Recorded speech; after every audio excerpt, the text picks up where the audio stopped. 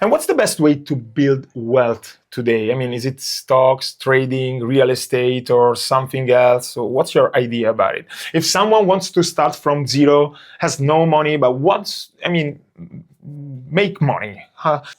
So I think, I think there's two parts though, right? There's how do you make money?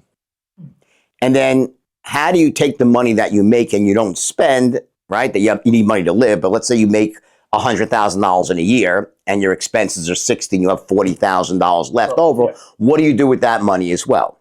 So there's two things going on. How do I make more money?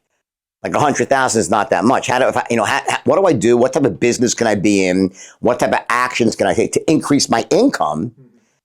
And then that will allow me to have more money to then invest in other things to even make more. So there's two things going on. I think in terms of making a lot of money, either you have to own your own business or be in some sort of commission-based sales where you can grow within another company. But I think just to be an employee of a company is very difficult to make a lot of money unless, there's some examples, like if you work at Goldman Sachs or another bank, where if you're in the stock market and you're leveraging off of a massive company's balance sheet as a broker, then you can make a lot of money, right? But generally speaking, as an employee, it's not really a path to wealth.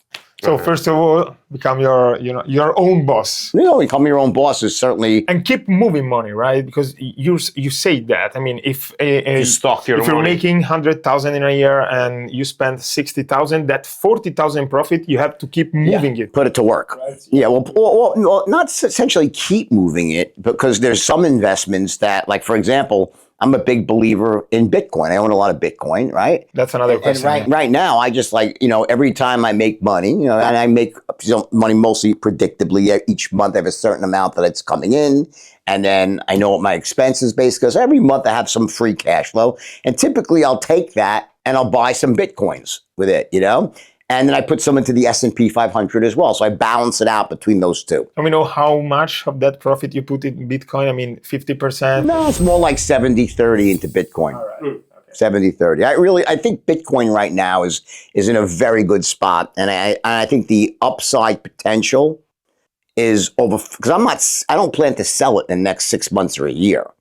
So if you're trying to make a quick hit on Bitcoin, I don't know whether you should buy it or not. I mean, I really can't say. I have no idea where it's going in the next 6 months or a year. But I do believe that if you hold it for 3 to 5 years, you'll make at least 2 to 3 times your money. That's what I believe, maybe a lot more.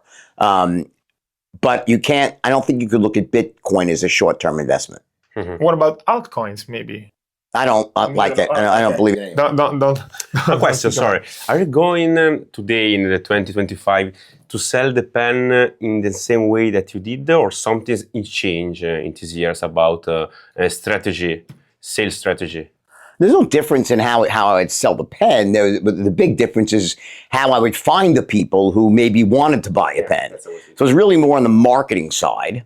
Okay. And then in some level, if you're selling it online, right, well, then you'd want to be using the straight line online, right? And in which case, if there's no human involved, if it's just like on a landing page, then you would be using, the strategies of the straight line on a landing page to sell the pen in the same way that you would sell it if you were face to face. But the big difference nowadays is that, how you go out and find qualified buyers.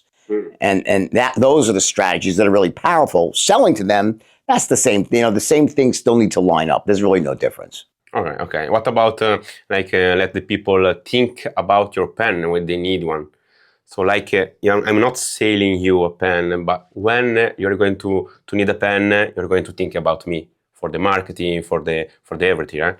Well, that's branding, that's marketing, that's, establishing yourself as a trusted brand in the market, right? So that's but I mean, there's a very big distinction between, sales is what happens after you find a qualified buyer, right? And then, okay, you have a marketing campaign or, ongoing brand building campaign.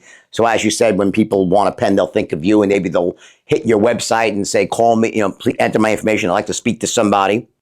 Right? Yeah. And then a salesperson or maybe an AI will call them back, okay, and sell them the pen using the strategies of the straight line. Yeah. Yeah. Great funnel, actually.